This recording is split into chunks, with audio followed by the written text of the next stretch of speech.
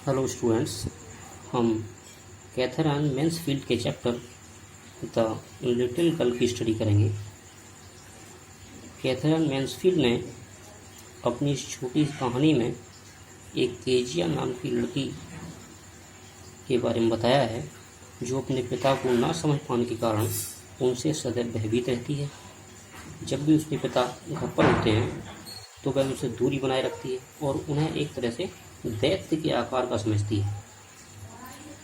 और जब भी अपने पिता से वो बातचीत करती है तो बेचारी डर की वजह से हकलाने लगती है। ठीक है, आइए देखते हैं।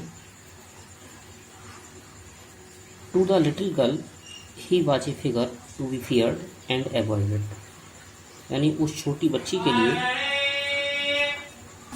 उसके पिता का चेहरा एक तरह से ऐसा है जिससे वो भयभीत रहती है और उसे नहीं देखना चाहती है, उसको अवॉइड करना चाहती है। Every morning before going to work he came in to her room. हर सुबह काम पर जाने से पहले उसके पिता उसके कमरे में आते हैं and gave her a casual kiss. और अचानक से उसे एक किस करते हैं। To which she responded with goodbye father. और उत्तर में वो अपने पिता को बाय बोलती है। And oh there was a glad sense of relief. और फिर उसे एक खुशी के साथ राहत महसूस होती है। When she heard the noise of the carriage. ठीक है, जब वो शोर सुनती है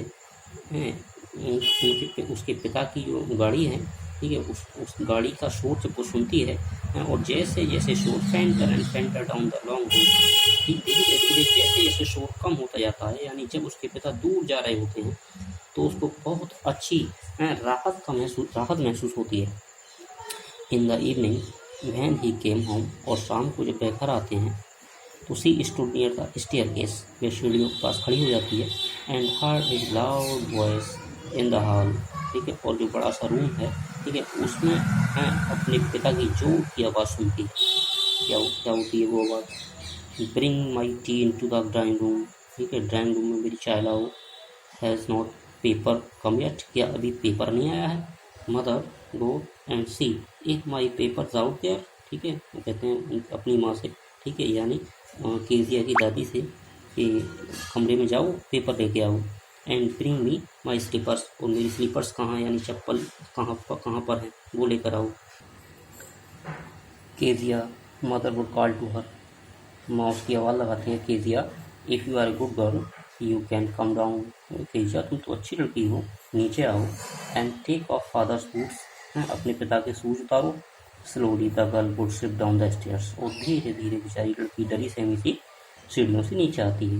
मोर स्लोली, और धीमी हो जाती है। Still across the hall. जब वो उस बड़े से रूम को जहाँ पर उसके फादर बैठे हुए हैं, वहाँ उस रूम को जब क्रॉस करती है तो और धीमी उसकी चाल हो जाती है। And push open the drawing room door. और धीरे से उस ड्राइंग रूम के कमरे को खोलती है, गेट को। By that time he had he spectacles on. तब तक उसके पिता चश्मा लगा लेते हैं। And look at her over them. और चश्मे की जो लेंसेज हैं उनसे ऊपर देखते हैं। इन ए वे, एक ऐसे तरीके से देखते हैं that for terrifying the little girl. ठीक है, और उनके देखने की शैली, देखने के तरीके को देखकर, ठीक है, लड़की बेचारी और ज़्यादा भयभीत हो जाती है। Well Kezia hurry up. Kezia जल्दी करो। And pull off these boots. जल्दी से शूज उतारो। And take them outside. और बाहर रख कर आओ। Have you been a good girl today. ठीक है, क्या आज अच्छी लड़की हो तुम? आई डिड नो और फादर हैं, मतलब वो डर की वजह से हकला कर बोलती है, मैं नहीं जानती। यू डिड नो, उसी स्टाइल में फिर वो उनके पिता बोलते हैं, बोले तुम नहीं जानती। If you stutter like that, अगर तुम ऐसे ही हकलाती रहोगी, स्टटर में हकला कर बोलना। Speak haltingly. Mother will have to take you to the doctor. और उसे वार्न करते हैं, एक तरह से चेतावनी देते हैं कि अगर तुम अपने बोलने के स्टाइल को सही नहीं करोगी, ठीक है, तो तुम्हारी माँ तुम्हें डॉक्टर के पास ले जाएंगी। ठीक है, जबकि वो हकलाती नहीं है। ठीक है, अदर लोगों से जब वो बात करती है तो वो नॉर्मल बोलती है, बट अपने फादर की प्रेजेंस में जब वो बात करती है, ठीक है, तो वो हकलाने लगती है। काहे की वजह से? अपने पिता के डर की वजह से। सी नेवर स्टटर्ड विद अदर पीपल। ठीक है, अन्य लोगों से जब वो बात करती है तो वो कभी नहीं हकलाती।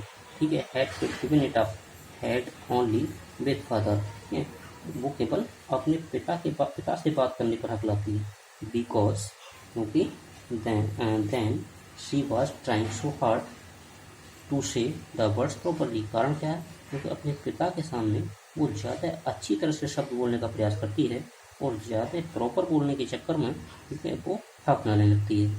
What's the matter? What are you looking so rest about mother? I wish you taught this child not to appear on the brink of suicide. ठीक है, और वो अपनी माँ यानी केजिया की दादी से कहते हैं ठीक है कि इसके साथ प्रॉब्लम क्या है, ठीक है, इसको क्या प्रॉब्लम है दोस्त को, ठीक है, जब भी ये बात करती है हकलाती है, ठीक है, और कह रहा है I wish you taught this child, और मैं चाहता हूँ कि उस बच्ची को समझाओ not to appear on the brink of suicide. ये ईडियम है, ठीक है, मुहावरा टाइप, ठीक है, कि इसे बताओ कि जब भी मेरे सामने आए तो ऐसे मुँह लेकर ना आए जैसे मानो वो आत्महत्या करने जा रही है, सुसाइड करने जा रही है। ठीक है, here Kezia carry my tea cup back to the table carefully है, तभी केजिया चाय का कप बहुत सावधानी से टेबल पर रख देती है। ही वॉज सो बिग, कितना बड़ा आकार है उसका, यानी उसके पिता को कहती है। His hands and his neck, उसके हाथ बड़े बड़े हैं, उसके गर्दन बड़ी सी, स्पेशली हिज माउथ, और विशेष रूप से उनका मुंह। वैन ही अर्न, जब वो जमाई लेते हैं, ठीक है, thinking about him alone was like thinking about a giant. ठीक है, और वो सोच रही है कि उसके पिता के बारे में सोचती है, ठीक है, उनके बारे में सोचने का मतलब है किसी दैत्य यानी राक्षस के बारे में सोचना, यानी उनका शरीर नईम से बड़ा सा है। On Sunday afternoons, grandfather sent her down to the drawing room to have a nice talk with father and mother। ठीक है, और संडे की दोपहर में ठीक है उसकी दादी माँ होती है केजिया की, ठीक है, वो उसे कहाँ भेज देती हैं? ड्राइंग रूम में। काय के लिए? To have a nice talk with father and mother, यानी मम्मी पापा से अच्छी अच्छी बातें करने के लिए। But the little girl always found mother reading and father straight out on the sofa. ठीक है, लेकिन उसकी जो छोटी बच्ची है, ठीक है, वो जब भी जाती है, ठीक है, तो उसकी माँ क्या कर रही होती है? रीडिंग, पढ़ने में बिजी होते हैं। ठीक है, उसके जो पिता हैं वो सोफा पर पड़े होते हैं। His handkerchief on his face, और उनका जो रुमाल है पिता का, ठीक है, वो उनके चेहरे पर पड़ा होता है। His feet on the one of the best cushions, ठीक है, और उनका जो एक पैर होता है, ठीक है, वो एक गद्दे पर रखा होता है। स्लीपिंग साउंडली एंड स्नोरिंग, ठीक है, बहुत गहरी नींद में सो रहे होते हैं, और स्नोरिंग मीन्स खर्राटे लगा रहे होते हैं। She said on stool, the stool पर बैठ जाती है। ग्रेटली वाच्ड हिम, ठीक है, और बहुत सीरियसली उन्हें देखती है। अंटिल ही वोक, जब तक वो नहीं जग जाते। एंड पास द टाइम, और जब तक उसे समय नहीं पूछते। देन लुक एट हर, और फिर वो उसकी ओर देखते हैं।